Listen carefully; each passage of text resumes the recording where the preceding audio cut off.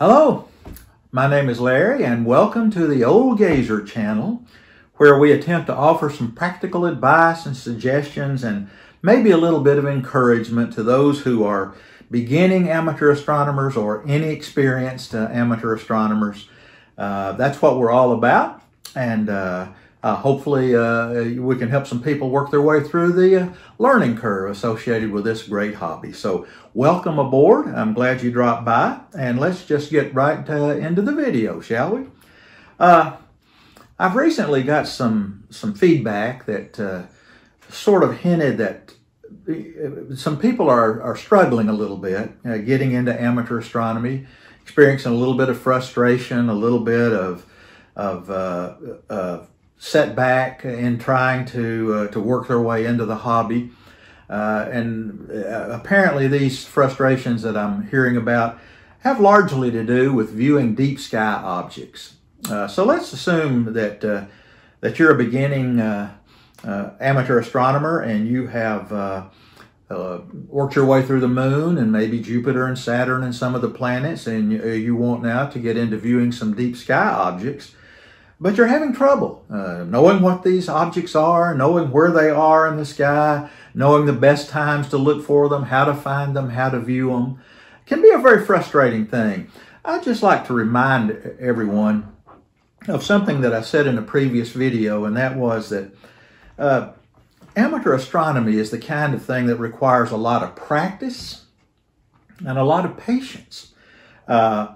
And that's hard to go through sometimes. You know, the waiting, the practicing, you want to jump right in and you want to start viewing objects and you want to do all of that, but it's just not the kind of thing that lends itself to that very well. You've got to get to the point where you really know what you're doing in order to really enjoy the hobby. And it does take a lot of practice. You know, operating a telescope, if you're not accustomed to that, requires some practice and some experience. Finding things in the night sky is certainly something that requires a little knowledge, a little practice, a little experience.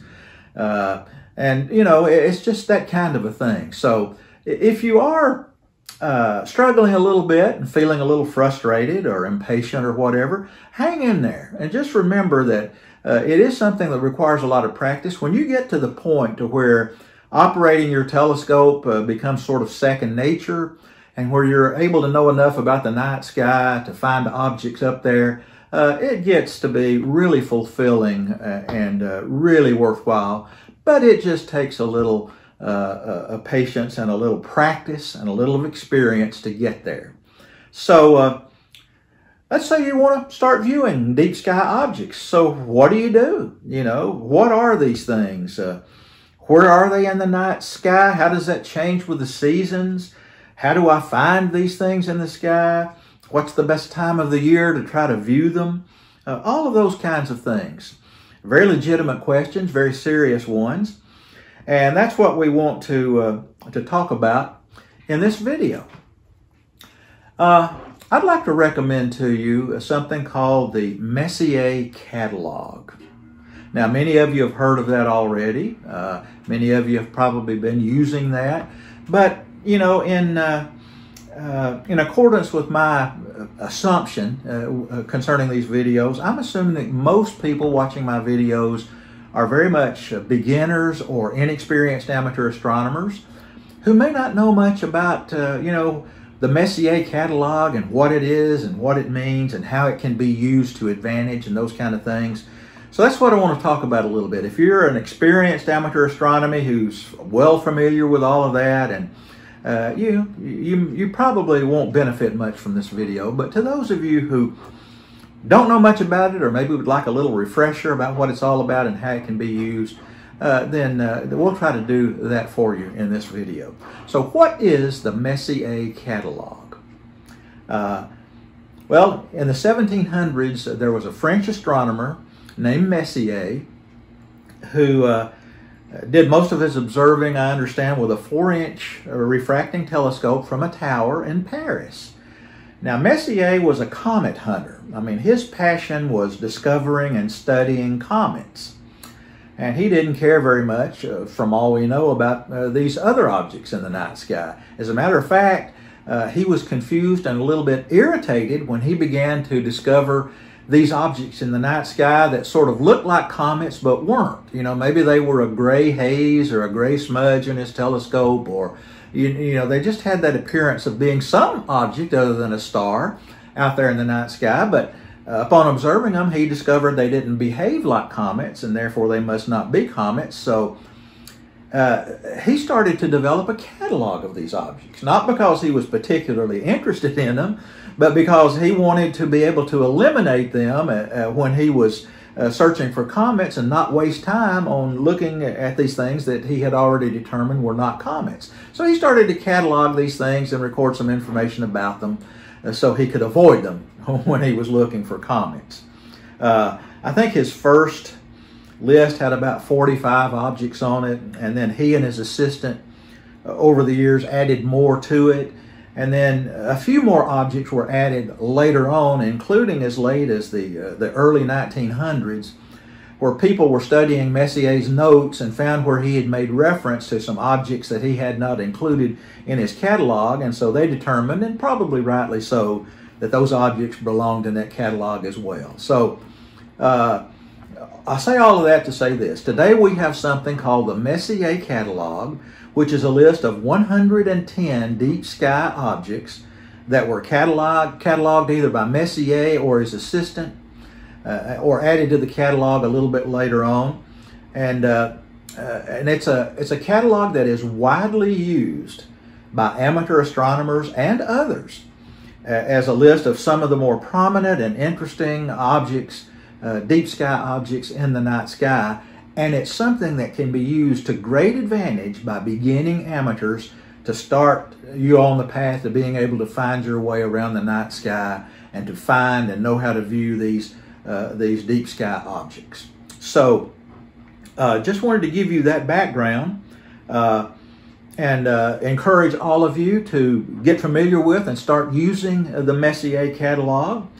And what I want to do now is pause briefly here and let me get on my computer, and we're going to take a look at the Messier Catalog from a particular website that I like to use very much.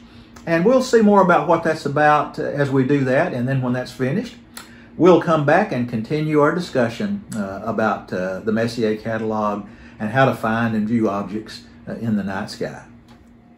Okay. Wanted to take a look with you at some information about the Messier Catalog from a website that I enjoy very much. As a matter of fact, this is my favorite website to find information about the Messier Catalog and the objects contained in that catalog. Now, there are many places on the internet and from other sources where you can learn all you want to know about the Messier Catalog and the objects in that catalog. This is just one of many. Just Google Messier or Messier Catalog, and you'll find many links that you can evaluate. Pardon me. This is my favorite link because it presents the information in an extremely concise and useful form that makes it very, very easy to use. And I just wanted to show you a little bit of this. If you want to check out this link for yourself, I've provided the link in the description part of the video, and so you can check that out if you so desire. Let's take a look at some of the information you can find here on this website. Let's go down to the Messier Catalog, and let's just take a look at some information here. This is a table of the objects in the Messier Catalog. It gives you every object, and it gives you some extremely useful information about each of these objects. In the first column, you'll find the Messier designation, M1 through M110. We're not going to talk about the second column right now. That says NGC, and NGC is another catalog. It's called the National General Catalog. It's a much more comprehensive catalog of objects in the night sky. It contains literally thousands of objects. But you're not ready for that yet. If you're a beginner or an inexperienced amateur astronomer, I would suggest that you stay away from the NGC catalog for the moment, because there are objects in there that are beyond the reach of backyard amateur astronomers, and some that are very challenging to find. You know, stay simple for right now. Just the 110 objects in the Messier catalog is more than enough to keep you busy for a long, long time if you're a beginner. So let's not get into the NGC catalog just yet, okay? This column tells you the type of object that M1 is. M1, of course, is the Crab Nebula, which is a supernova remnant, which makes it a very intriguing object to view. You can find it in the constellation Taurus. These next two columns are the right ascension and declination coordinates of the object. Let's not get into that right now. You know, that'll be for later on if you're a beginner or you're inexperienced. The magnitude of the object, the apparent visual magnitude, is important. M1, the Crab Nebula, has a magnitude of 8.4, not visible to the unaided eye. You will need a telescope to see it. This next column gives you its angular size in the night sky. The next column gives you the distance from the Earth in light years, in this case 6,300 light years. It tells you which season of the year is best to view the Crab Nebula, which is the winter months, and it tells you that the viewing difficulty is moderate. Okay? Great deal of extremely useful information in this table about every object in the Messier catalog. Let's look at another part of this website that gives us much of this same information in a very interesting format, and that would be right here. Now, this is obviously a color-coded chart of all the Messier objects. It looks very much like a periodic table of the elements, sort of, and so you might regard this as a periodic table of the Messier objects. It's color-coded. All of the galaxies are in light blue, nebula are in purple, open star clusters are orange, and pardon me, globular star clusters are in green. So you can tell just from a glance, with a glance, what type of object each one of the Messier objects is. Now within each little box, you'll find the season of the year that it's best to view that object, and you'll also find out what its apparent visual magnitude is, which will tell you, you know, how dim or bright the object is. One of the more interesting aspects of this table is this bottom row down here, which starts with very easy and progresses across to very hard. That refers to the difficulty of viewing the objects. So these 7 objects in the first column over here are described as very easy. These are the easiest of the Messier objects to view. Now, if you're an amateur or an inexperienced amateur astronomer, it stands to reason that you would want to perhaps begin with those objects that are the easiest to view. So you should perhaps establish a goal of trying to view these objects in the first column over here, and then you can progress to the easy ones, the moderate ones, the hard ones, and the very hard ones. Now, even though some of these are described as hard or very hard to view, it's been my experience and it's my understanding that all 110 of the objects in the Messier catalog are in fact within reach of of amateur astronomers using backyard telescopes. Some of them might be very hard to find and view, but you should be able to eventually find and view all of them. Of course, the thing that's going to be a big determinant of that is that old bugaboo that we all have to deal with, light pollution.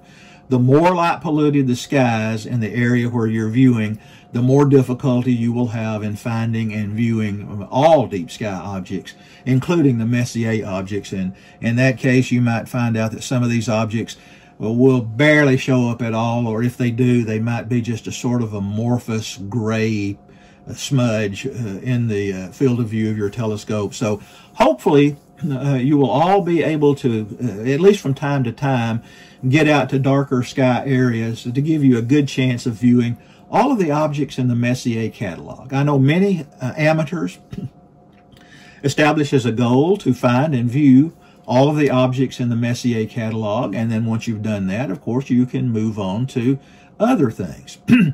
Just as an aside here, there are some, I would assume, very advanced amateur astronomers who have actually attempted to view all 110 of the Messier objects during one night. And I understand some people have actually done that. Now, as an amateur, of course, you will want to forget that I just said that.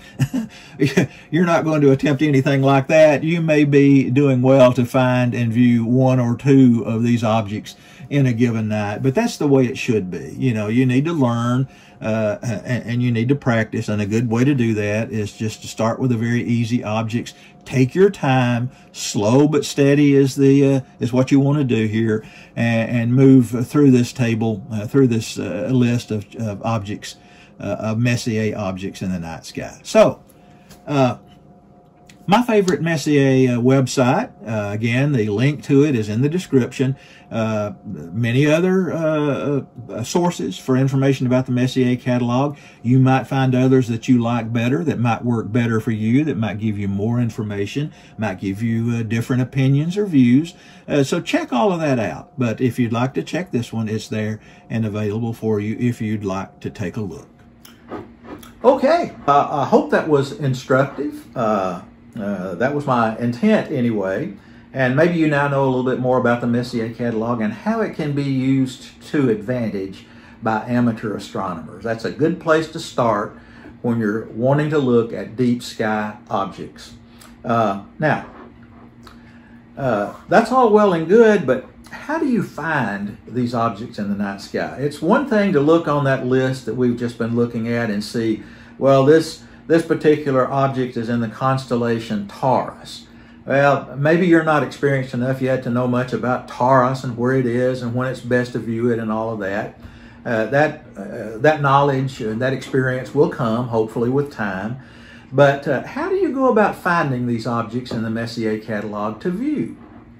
Well, let me suggest two things that I think would be really helpful in helping you find these deep sky objects that you want to observe. First of all, I highly recommend that you get what's called a Planetarium app. I think that's the common name for these. It's either an app for your smartphone or perhaps a download for your laptop or other computer, which literally shows you in the fashion that a planetarium would what the night sky looks like from where you are for any date and any time of the day or night. So you can see what's available to you. You can search for any object in most of these apps, and they will bring up and center on the screen for you the object that you're interested in. And you'll be able to look around that and compare what's within that app with the night sky, and you'll get some clues as to how you might maneuver your telescope to find that object and get it in your field of view by star hopping or finding easy things nearby and just kind of gradually narrowing it down and down until you get close enough that you can work around and get that object in your field of view. So a Planetarium app is something that is absolutely invaluable. There are a number of these. There's one called Stellarium, which is good. I've heard that a lot of amateur astronomers use Safari.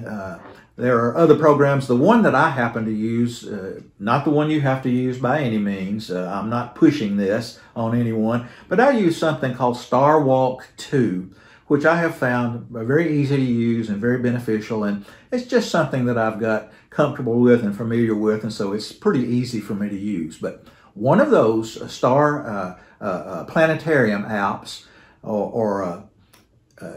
will be invaluable in helping you locate objects in the night sky. Another way is to use star charts, paper star charts, one of these little things that you rotate around to various times and dates, and there's a thing on there that shows you what the sky should look like at that time and on that date. I think those are called planispheres or something like that.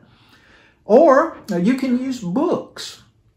Now, there are a number of really good books that are invaluable in helping you find out where objects are in the night sky and giving you some tips as to how to find those objects and view them. I want to show you one that I really like. As a matter of fact, what I'm going to show you here is probably my all-time favorite reference work that I've used as an amateur astronomer in book form.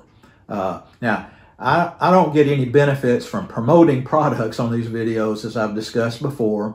When I recommend or suggest a product, it's only because I think that would be a good product that would help amateur astronomers or inexperienced astronomers along the way. And I just think they're good products, and that's the only reason you'll hear me mention them or recommend them on here. And I just wanted to make that clear again before we get going. So let me show you this book and discuss it a little bit. And here it is. This is an invaluable resource for helping you find and view objects in the night sky. And as you can see, it is the Star Trek Technical Manual for the USS Enterprise.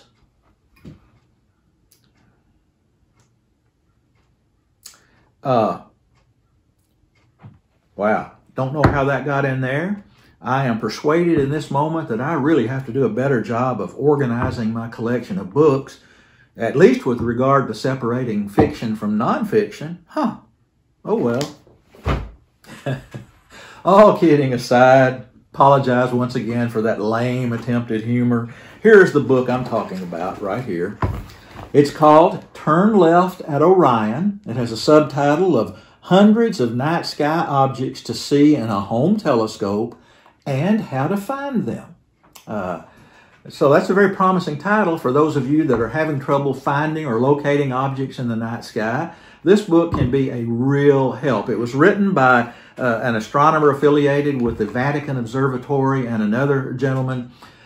Just a very good book. Let me just mention kind of in passing here, we're basically talking about here, you know, finding and viewing deep sky objects, but this is an invaluable reference source for those of you who want to do a detailed study of the moon. This book goes through an almost day-by-day description of the various phases of the moon as it passes from new moon to full moon and then back again. And it will tell you on each day with accompanying photographs and a lot of informative text of what part of the moon is lit at that particular phase, where the terminator is, and objects of interest that you might want to check out. And it's full of not only narrative but photographs to illustrate all that. Just a wonderful resource for studying the moon for those of you who are inclined to do maybe a little more detailed study of the moon. But we're talking about DSOs here, and this book is also invaluable in that regard. I've got this thing marked here with a marker, and I'm going to turn to a deep sky object, which is the Andromeda Galaxy.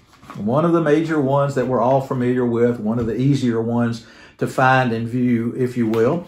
But as you can see, there is a 2-page spread in this book concerning the Andromeda Galaxy. And right here in this section, it says where to look. There are some very lucid, straightforward instructions in that paragraph about how to go about finding the Andromeda Galaxy in the night sky. Very invaluable. It tells you what you should be looking for in the finder scope or the finder of your telescope to help you locate the Andromeda Galaxy and get it within the field of view. It tells you a great deal about the galaxy here, lots of factual information about it. But something else that's very interesting here is that it shows you illustrations of what you can expect to see through your telescope when you're viewing the Andromeda Galaxy. This first view here is what you would see if you're looking through a very small telescope with a small aperture. The second illustration over here is what you would expect to see with perhaps an 8-inch Dobsonian telescope. And you can see how different the field of view is, and just get an idea of what that's going to look like in 2 different levels of amateur telescopes. And it has that for many objects throughout this book.